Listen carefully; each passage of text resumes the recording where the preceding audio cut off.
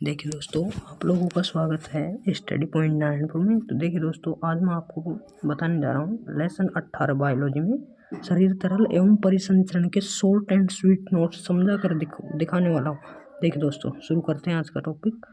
दोस्तों, पहला टॉपिक है परिसंचरण तंत्र। परिसंचरण तंत्र किसे कहेंगे?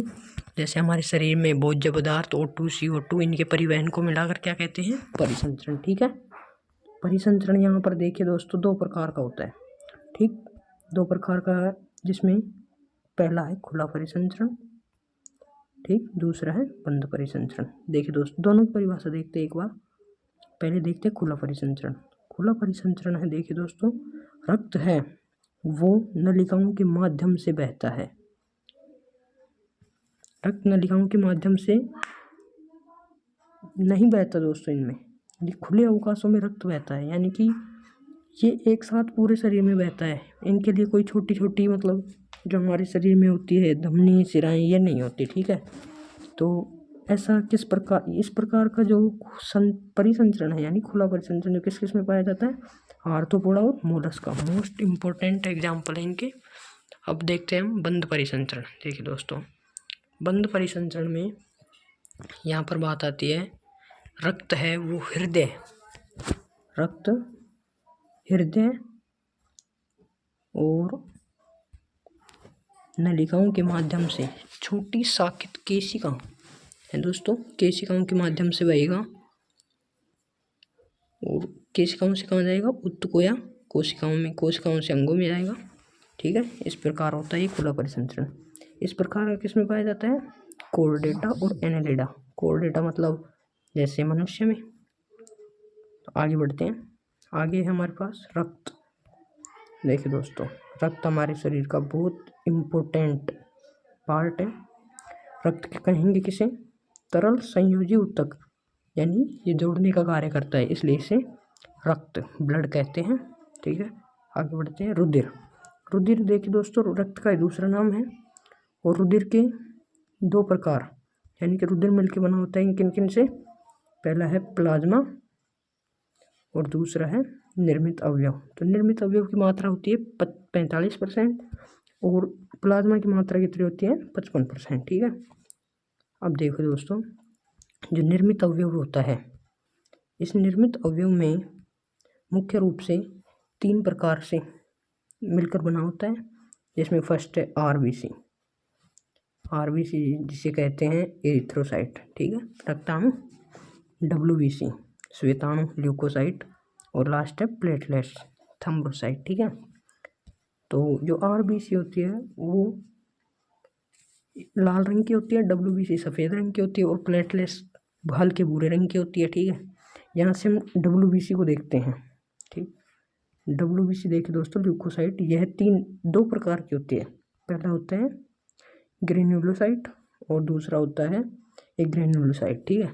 तो ग्रेन्युलोसाइट किसे कहेंगे? जिसमें इओसिनोफिल उपस्थित होता है, और जिसमें इओसिनोफिल उपस्थित नहीं होता उसे एग्रेनुसाइट कहेंगे। ठीक है। तो ग्रेन्युलोसाइट में क्या क्या उपस्थित? न्यूट्रोफिल, बेसोफिल और इओसिनोफिल। ठीक है। और इस तरफ देखते हैं, एग्रेनुलोसाइट में मोनोसाइट और लसीकाणु 2 उपस्थित होते हैं। ठीक है। फिर यहाँ से लसीकाणु 2 पार्टों में डिवाइड होता है, बी लिम्फोसाइट और टी लिम्फोसाइट। ठीक है। दोस्तों, आपको पता है टी लिम्फोसाइट हमारे शरीर में प्रतिरक्षा बनाता है। ठीक है, जो थाइमोसिन से बनता है, और बी लिम्फोसाइट हमारी हड्डियों में बनता है। ठीक। अब आगे टॉपिक आता है हमारे पास प्लाज्मा। ठीक है। प्लाज्मा देखिए, यहाँ से प्लाज्मा हमारे शरीर का एक मोस्ट इम्पोर्टेंट पार्ट है, जिसमें कई प्रकार के जल, प्रोटीन, खनिज, लवण होते हैं। यहाँ से देखिए जल, देखिए दोस्तों, प्लाज्मा होता है उसमें जल कितने % होता है?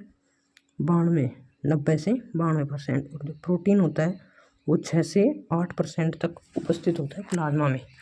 और जो खनिज तत्व कौन कौन से हैं? देखिए दोस्तों, sodium plus, magnesium plus, calcium 2+ bicarbonate और Cl- आयन उपस्थित होते हैं। इसके भी अलावा हमारे प्लाज्मा में ग्लूकोज और एमिनो अम्ल भी उपस्थित होते हैं। ठीक। देखिए दोस्तों, अब देखते हैं, जो प्रोटीन होती है वो 3 प्रकार की होती है।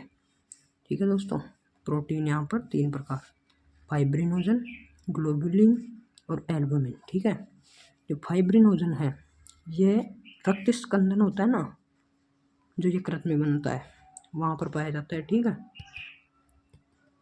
और यहाँ से जो ग्लोबिन है, देखिए दोस्तों ग्लोबिन है, ये हमारे प्रतिरक्षी प्रोटीन है, इस प्रोटीन से हमारे प्रतिरक्षा तंत्र मजबूत होता है। अगला है एल्बुमिन। एल्बुमिन ये दोस्तों हमारे शरीर में परासरण का नियंत्रण करता है, इसके द्वारा परासरण होता है, परासरण नियंत्रित होता है। देखिए दोस्तों note, I most important line है, पूरी एनसीईआरटी की मोस्ट इम्पोर्टेंट लाइन है। स्कंदन प्रोटीन यानी कि फाइब्रोनोजन, यदि हम प्रोटीन में से स्कंदन प्रोटीन रहित प्लाज्मा यानी प्लाज्मा से अगर हम फाइब्रिनोजन बोले तो स्कंदन कारक प्रोटीन, ठीक है, इसको अगर हटा देते हैं तो हमारे पास जो भी ये बचता है ग्लोबुलिन और एल्बुमिन, इनको मिलाकर बोला जाता है सीरम। ठीक है दोस्तों, सीरम बोलते हैं। ये यहाँ से मोस्ट इम्पोर्टेंट लाइन है। ठीक है दोस्तों, मिलते हैं अगले पार्ट में, इससे आगे के नोट्स मैं तैयार करता हूँ। यदि आपको ये notes short and sweet notes चाहिए तो डिस्क्रिप्शन में हमारे टेलीग्राम चैनल की लिंक है, वहाँ से लिंक ओपन कीजिए, हमारे चैनल को ज्वाइन कीजिए और आप हमसे नोट्स प्राप्त कर सकते हैं। ठीक है दोस्तों, स्वागत है आप लोग हमारे चैनल स्टडी पॉइंट नारायणपुर को सब्सक्राइब करें, बाकी आप पढ़ते रहें।